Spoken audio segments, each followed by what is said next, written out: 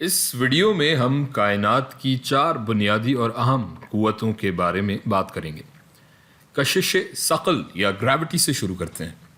اور یہ بات آپ میں سے شاید کچھ کو حیرت میں ڈال سکتی ہے کہ کشش ثقل دراصل 4 بنیادی قوتوں میں سب سے کمزور قوت ہے۔ اور حیرت کی بات یہ اس لیے ہو سکتی ہے کیونکہ ہم یہ کہتے ہیں کہ یہی وہ چیز یا یہ وہ قوت ہے جو ہمیں زمین سے جوڑے رکھتی ہے یا اس پر سے زمین پر سے ہمیں خلا میں گرنے سے روکتی ہے۔ یہی وہ چیز ہے جو چاند کو زمین کے گرد مدار میں رکھتی ہے، زمین کو سورج کے گرد مدار میں، اور سورج کو ہماری ملکی وے گیلیکسی کے مدار میں، وغیرہ وغیرہ۔ لہٰذا یہ تھوڑی سی حیرت کی بات ہے کہ یہ سب سے کمزور قوت ہے۔ جب آپ واقعی انسانی پیمانے پر یا کسی مالیکولر اسکیل یا اردو میں جسے ہم کہیں گے سالماتی پیمانے پر یا حتیٰ کہ جوہری پیمانے پر چیزوں کے بارے میں سوچتے ہیں، یا یہاں تک کہ عام طور پر روزمرہ زندگی میں جو ہماری چیزیں ہم آس پاس اپنے اطراف میں چیزیں دیکھتے ہیں، اشیاء دیکھتے ہیں، یہاں تک کہ اگر مثال میں دوں تو آپ جس اسکرین پہ ابھی یہ ویڈیو دیکھ رہے ہیں، آپ کے اور آپ کی اس اسکرین کے درمیان بھی کشش ثقل کی قوت موجود ہے، لیکن یہ آپ کو محسوس نہیں ہوتی، یا ہم کہہ سکتے ہیں کہ یہ ہمیں نظر نہیں آتی، کیونکہ آپ اشیاء کو ایک دوسرے کی طرف اٹریکٹ ہوتے یا کھنچتے ہوئے دیکھ نہیں سکتے اپنی آنکھوں سے، جس طرح مثلاً آپ 2 میگنٹس کو ایک دوسرے کی طرف اٹریکٹ ہوتے یا کھنچتے ہوئے یا راغب ہوتے دیکھ سکتے ہیں۔ آگے بڑھتے ہیں۔ اس کے بعد ہمارے پاس آتی ہے کمزور قوت، یا جسے انگریزی میں ہم کہیں گے ویک فورس۔ اسے ذرا تصور میں لانا تھوڑا مشکل ہے، بعض اوقات بلکہ اکثر اوقات اسے ویک انٹریکشن بھی کہا جاتا ہے۔ یہ وہ قوت ہے جو ریڈیو ایکٹیو ڈیکے کے لیے ذمہ دار ہے۔ مثال کے طور پر اگر میرے پاس سیزیم 137 ہے، اس کو میں لیتا ہوں، 137 یا 137 کا مطلب ہے اس میں 137 نیوکلیون موجود ہیں، اور ایک نیوکلیون یا تو پروٹون ہوتا ہے یا نیوٹرون ہوتا ہے، اور یہ جو ہم نے مثال جس شے کی لی ہے یہ سیزیم ہے کیونکہ اس میں 55 پروٹون ہیں۔ ویک انٹریکشن ذمہ دار ہوتا ہے نیوٹرون کو فوٹون میں تبدیل کرنے کے لیے، لہٰذا اگر ان میں سے ایک نیوٹرون پروٹون میں بدل جاتا ہے تو ہمارے پاس ایک اضافی پروٹون ہوگا، لیکن نیوکلیونز کی تعداد ہمارے پاس وہی رہے گی 137۔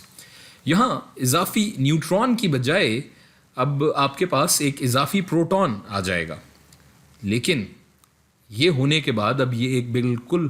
مختلف ایٹم بن جائے گا، اب یہ بیریم ہو جائے گا۔ یہ دراصل ایک الیکٹران اور ایک اینٹی الیکٹران نیوٹرینو خارج کرے گا اس عمل کے بعد۔ اب یہ کیا ہوتا ہے، فی الحال ہم اس کی تفصیل میں نہیں جائیں گے، ہم آگے کہیں جہاں کوانٹم میکینکس کی بات کریں گے وہاں تفصیل سے دیکھیں گے، لیکن یہ جو پروسیس ہے، یہ جو عمل ہے، اس کی ذمہ دار یہ ہماری ویک انٹریکشن قوت ہوتی ہے۔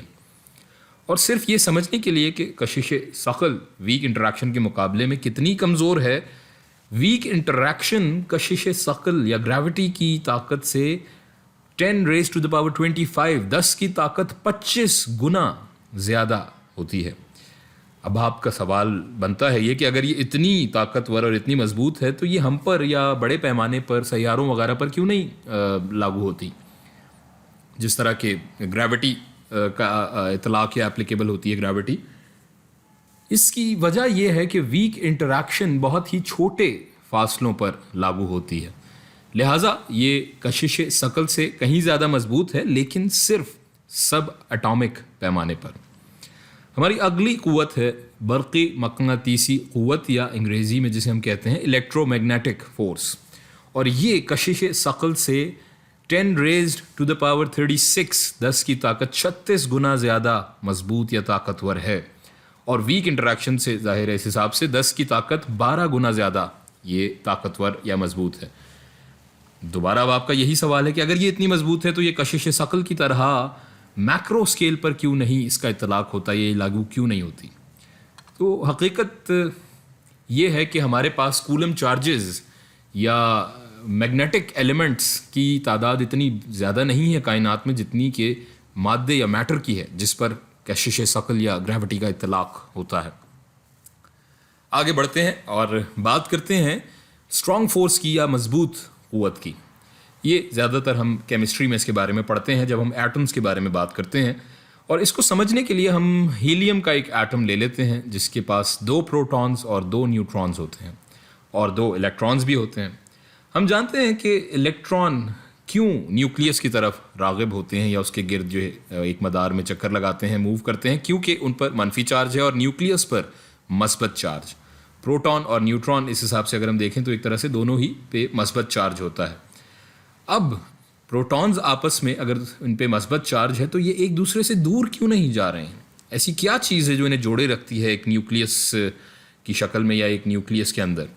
کیونکہ یہ اسٹرانگ فورس ہے جو ان کو اس نیوکلیس میں باوجود اس کے کہ ان پر ایک جیسا چارج ہے اور یہ ایک دوسرے کو دھکیل رہے ہیں، اس کے باوجود یہ نیوکلیس سے باہر نہیں نکلتے. یہ اسٹرانگ فورس انہیں جوڑے رکھتی ہے اور یہ اسٹرانگ فورس کشش ثقل یا گریوٹی سے 10 کی طاقت 38 گنا زیادہ طاقتور یا مضبوط ہے. لیکن یہ بھی بڑے فاصلوں پر چیزوں کو ایک دوسرے کی طرف جوڑ کر نہیں رکھ سکتی. گریوٹی یا کشش ثقل ہی ہے جو کائنات کی بڑی بڑی چیزوں یا میکرو سکیل پر جس کا اطلاق ہوتا ہے.